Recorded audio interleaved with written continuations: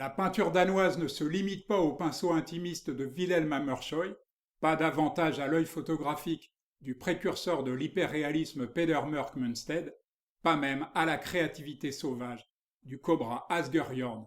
Ce qu'on a appelé l'âge d'or de la peinture danoise s'étend en gros de 1800 à 1865 et c'est bien trop restrictif pour définir un art qui fut le plus souvent excellent. Il est vrai qu'il fallut attendre la fin de la période rococo pour voir émerger une authentique école danoise, mais sa qualité ne s'est jamais démentie depuis. Avec la fondation de l'Académie des Beaux-Arts, elle put se libérer des influences étrangères. Nicolai Abildgaard en fut l'un des premiers élèves avant d'y enseigner.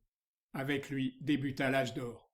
Il donna le meilleur de lui-même dans des esquisses préalables où l'expressionnisme le dispute au romantisme.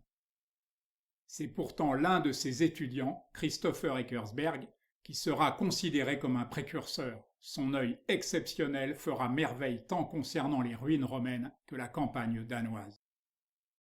Son élève Kristen Købke fera sien les préceptes d'Eckersberg relatifs à l'observation attentive des grands paysages nationaux. Il passe aujourd'hui pour le représentant le plus important de l'âge d'or. Un autre élève d'Eckersberg, Constantin Hansen, préférera la peinture d'histoire à celle de la nature, mais c'est en suivant ces mêmes préceptes qu'il livra ses œuvres les plus belles et les plus personnelles. Wilhelm Marstrand, qui suivit également l'enseignement d'Eckersberg, fut peut-être celui de ses élèves qui l'influença le plus. Pourtant, cette œuvre tant approuvée qu'il dut avoir du mal à quitter l'Italie pour rentrer au pays. L'âge d'or compta aussi de purs paysagistes, comme Johan Thomas Lundby, qui s'était fixé pour but de peindre le Danemark, sa chère patrie, avec la simplicité et la modestie qui lui sont propres. Après lui, pendant plusieurs décennies, la peinture danoise va se complaire dans un provincialisme romantique très idéalisé.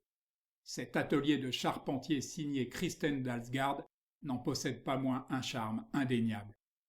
Miracle, une femme, mais d'origine allemande, Elisabeth Baumann, agitée jusque chez elle selon les mots d'un historien d'art, participa à l'élaboration d'une iconographie nationale puissante. Une autre femme, dans cet art danois qui en compte peu, donna une crédibilité singulière à ce post-romantisme teinté de patriotisme. Anna Ancher fut l'ange gardien du groupe des peintres de Skagen.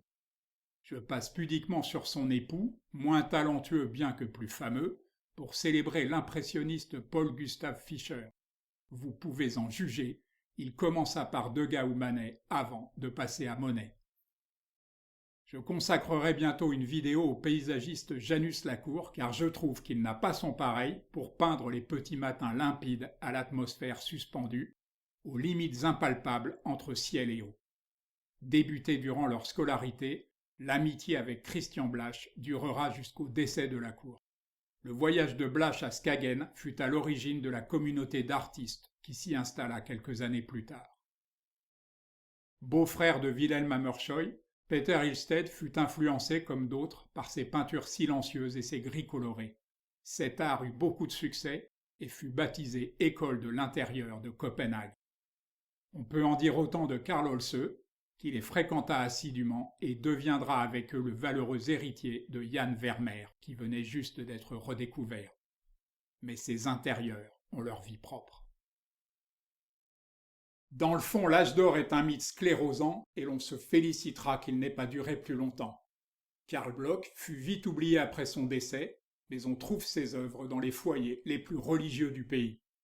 Malgré ses nombreux voyages en Europe, dont l'Italie, la renommée de Christian Lund n'a pas dépassé les frontières du Danemark. Il y est resté fameux pour ses lithographies de costumes traditionnels. Apparu à l'orée du XXe siècle, Harald Giersing est un artiste fondamental. Il peut en effet être considéré comme l'introducteur du modernisme et le chaînon manquant entre l'âge d'or danois et le mouvement Cobra.